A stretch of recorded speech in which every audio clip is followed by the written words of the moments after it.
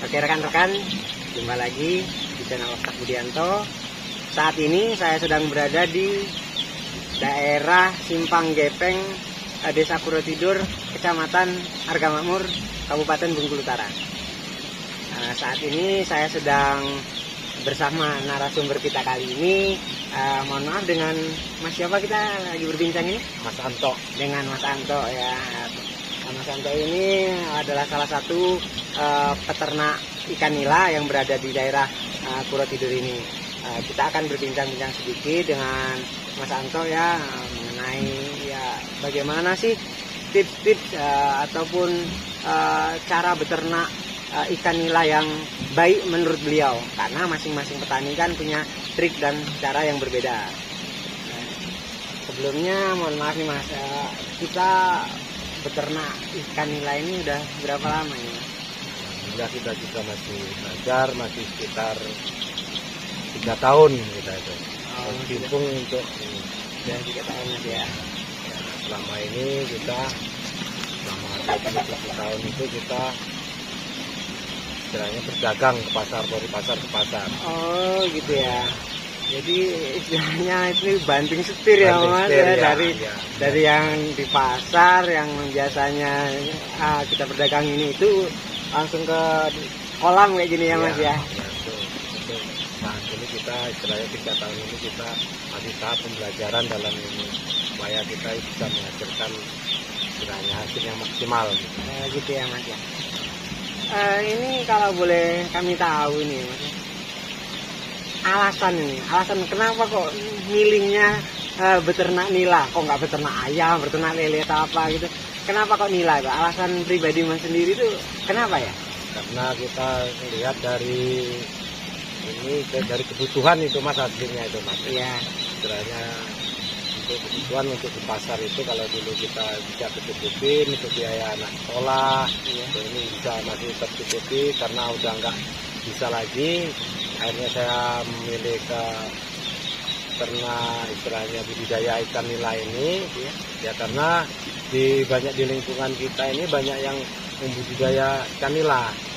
Nah itu alasan utama kenapa memilih ikan nila dibanding ternak-ternak yang lain gitu ya. Ini tadi saya udah keliling-keliling lihat ada sekitar 5 kolam yang diisi ini. Kalau boleh tahu ini masing-masing kolam itu tebar benih kira-kira berapa itu? Ya untuk yang ini yang agak lebar ini kita sesuaikan Mas dengan lebarnya kolam. Ada yang istilahnya kapasitas tabur benihnya itu 20.000 benih. Ada juga yang 3 kolam itu kita tabur 10.000 benih Mas. Masing-masing kolam beda ya Mas, karena luasnya kolam juga berbeda gitu ya.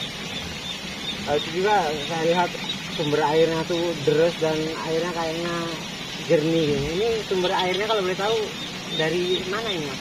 Ini sumber airnya kita menggunakan ini Mas saluran irigasi. Ya saluran irigasi Mas. Oh gitu ya. Saluran irigasi air laut. Ya itu. Itulah. Ini dasarnya memang kolam ini tanah ya Mas, bukan dari sawah atau apa kayak gitu ya. Nah ini gitu istilahnya kita ini dulu istilahnya daratan ini Mas, kita sulap jadi kolam kayak gitu. Kolam ya. gitu ya. Jadi memang dasarnya bukan ini beda ya, bukan kayak kolam yang lain yang mungkin rawa atau gimana gitu ya. Terus kalau untuk luas lahan sebanyak ini dengan tabur benih kurang lebih segini tadi Mas, perharinya tuh pakan sendiri bisa habis berapa itu Mas?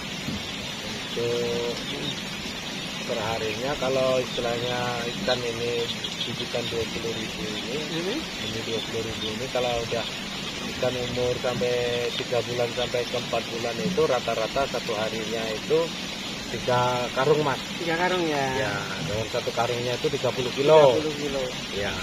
Oh jadi masing-masing untuk pemberian pakan itu kalau semuanya umur sekian ada takarannya sekian gitu. Jadi perlakuan setiap ikan ini sesuai umur juga untuk pakannya. Umur Mas.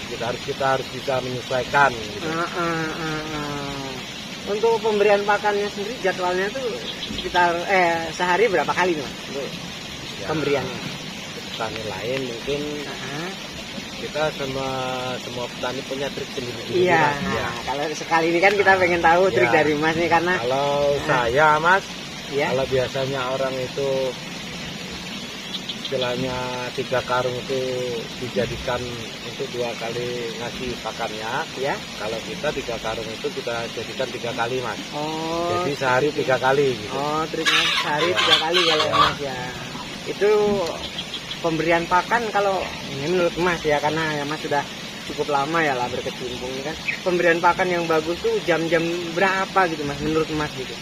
Kalau menurut saya sih ya Ah. namanya kita itu istilahnya triknya sendiri Mas. Kalau, Ya. kalau saya pribadi biasanya jadwal saya ngasih pakan itu jam 9 Ya. ataupun setengah 10.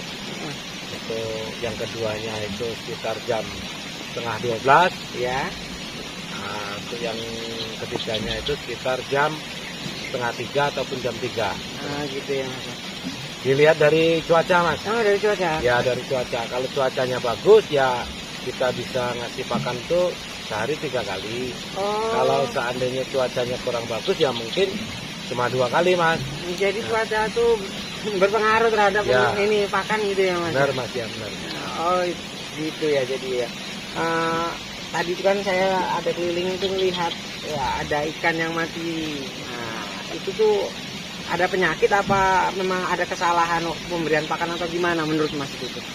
Kalau Atau menurut saya pribadi Mas Hmm. kayaknya Mas itu kesalahan untuk ini Mas, untuk pemberian makan Mas. Oh, gitu ya. Kadang kan ya maaf ngomong Mas, Heeh. kadang kan kita tuh nggak bisa mengendalikan emosi. Iya. Ikan masih mau makan, kita nggak tahu waktu apa ini masih kita kasih pakan terus kadang itu. Nah, di samping itu juga biasanya juga ya kalau keadaan hujan apa ini itu kan artinya kita bisa menahan diri jangan kasih makan gitu. Oh, jadi untuk pemberian pakan tuh ya sebenarnya nggak sembarangan ngasih ya Mas ya, Iya. mulai ada takarannya, terus tahu kapan cuacanya harus ngasih pakan kayak gitu ya Mas ya. Harus kita pelajari itu Mas. Oh, seperti itu Kita ya. pelajari semuanya. Iya, iya, iya, iya, iya. Itu kalau boleh tahu nih, kalau untuk hasil pemanenan sendiri nih, hasil pemanenan sendiri itu biasanya dipasarkan ke daerah mana aja Mas? Untuk mencukupi daerah sekitar sini aja atau sampai ke luar kota gitu? Banyak kan Mas, di pemasaran itu biasanya keluar kota juga ada. Heeh. Seperti sekarang ini ke arah Lubuk Linggau, Heeh. ke arah Pekanbaru, Iya. yang agak jauh sekarang ke arah ke Padang Sumatera Barat Mas. Wah, Yang udah. sekarang ini kayaknya Sumatera Barat lagi dilanda itu untuk danau maninjaunya itu sekarang kadar belerangnya itu lagi naik. Mhm. Jadi Oh, permintaannya Sana itu tinggi lagi- ya. sekarang sana itu lagi gagal panen. Jadi permintaan ke daerah kita ini cukup bisa dibilang cukup tinggi gitu ya Mas ya. Tinggi Mas ya. Iya, iya, iya, iya, iya, iya. Terus ini ya kan ya setelah 3 tahun apa namanya tuh peternak ikan ini Mas, biasanya itu kan ada kendala-kendala atau apa yang permasalahan yang dihadapi gitu. Bisa ngasih tahu kami nggak kira-kira permasalahan yang pada umumnya tuh seperti apa, terus triknya bagaimana?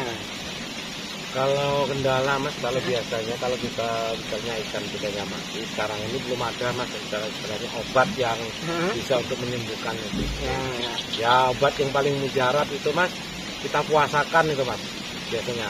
jadi Kita nggak dikasih makan gitu ya Mas ya? nggak dikasih pakan sama ya kita lihat dulu keadaannya.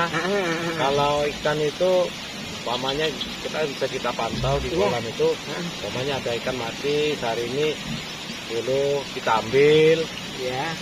sehari ini nggak kita kasih pakan kan. Kalau besok masih berkelanjutan tetap kita nggak kasih pakan, nah kita ambilin lagi yang mati itu supaya yang mati-mati itu kepantau kapan berhentinya waktu itu ikan itu udah nggak ada yang sakit lagi baru mulai kita kasih umpan lagi. Oh, jadi istilahnya dipuasakan dulu Ya gitu ya Mas dipuasakan ya. ya. Itu kalau trik dari Mas gitu ya. Ya. Soalnya ada juga sih dari rekan-rekan juga yang pernah komentar, kenapa kok ayam seperti itu nggak digaramin aja, kan bisa. Itu ada jawaban juga dari petani yang lain itu kan, Ya masing-masing ini kan berbeda. Apakah benar menurut Mas yang seperti itu ya? Ya mungkin ya Mas ya, di kadangan kan lain kolam itu Mas, lain cara perawatannya Mas. Iya, Nah, iya, kayak iya, gitu. iya. Mungkin yang tahu yang punya kolam itulah Mas. Gitu Mungkin ya. dengan seperti dipuasakan nggak juga dia ini, nggak juga berhenti matinya. Dia udah tuh dikasih tabur sama garam, sama itu bisa berhenti, bisa sembuh kan itu. Jadi Kayak gitu. nah, itu ya pertama tergantung petani, tergantung dengan cuaca dan lahannya sendiri Iya. biasanya ya Mas. Iya, Jadi masing-masing lahan tuh punya perlakuan yang berbeda Iya, gitu ya. berbeda. Iya, iya, iya. Sama. Mungkin ada sedikit apa namanya tips ataupun trik ya bagi mungkin rekan-rekan kita di sini yang ingin memulai usaha budidaya ikan nila ini juga kan. Nah, Mas sebagai petani ikan yang mungkin sudah termasuk lama lah berkecimpung di sini, ada nggak sedikit yang pengen disampaikan ataupun tips-tips trik untuk petani ikan yang baru mulai gitu? Ya, rekan-rekan yang mungkin mau memulai budidaya ikan nila ini, Ya. ya kalau mau tabur benih, sebenarnya memang lahan itu harus diolah dulu. Nah, Yang pertama, paling enggak kita pengapuran. ya. Yang kedua, kita harus kasih pupuk. Oh gitu ya. Nah, seperti kita kasih kayu sapi dulu, kita kasih dolomit di kapur. Udah itu masih kita kasih lagi sama urea, cukupnya aja istilahnya itu. Udah itu kita genang selama 1 minggu. Nah, setelah 1 minggu itu baru kita tabur benih. Yang seperti Mas sampaikan tadi tujuannya untuk apa itu ya? Ya itu supaya itu tuh plankton Mas, untuk itu menghasilkan makanan alami Mas. Oh gitu ya. Ya ikan-ikan yang ke benih yang kecil-kecil itu kan memang sebagusnya ada pakan alami dulu sebelum dikasih pakan pelet gitu ya Mas ya. Betul, ya. Nah, ada tips yang lain itu Mas? Ya mungkin Dari- ya ini untuk pakan itu ya kita berinovasi sendirilah. Inovasi. Kalau kita cuma mengandalkan pakan dari pabrik mungkin ya memang bagus pakan dari pabrik. Iya. Tapi seenggaknya untuk tambahannya kita cari sendiri. Iya. Ya itulah tadi rekan-rekan sedikit tips dari Mas Anto ini ya, yang mungkin udah bisa dibilang ya cukup lama lah, 3 tahun udah cukup lama itu bisa dibilang beliau ini beternak ikan nila, dan sekarang juga kolamnya udah lumayan dengan isi yang bisa dibilang lumayan, dan hasilnya juga alhamdulillah ya Mas ya, bisa nyekolahin anak, bisa ini itu ya Mas ya. Ya itulah sedikit tips atau bincang-bincang kita dengan Mas Anto. Apabila ada rekan-rekan yang ingin memberikan masukan, saran, kritik ataupun komentar, ya silahkan tuliskan di kolom komentar. Nanti sebisa mungkin akan kami jawab, yang pastinya dengan narasumber yang terpercaya seperti Mas Anto ini yang udah beternak ikan sekian lama. Mungkin di video ini itu saja yang kita sampaikan ya rekan-rekan. Terima kasih sudah menonton, terima kasih sudah mendukung channel ini. Jumpa lagi di video berikutnya di channel yang sama, channel Oktaf Budianto. Terima kasih Mas atas waktunya ya. Terima kasih.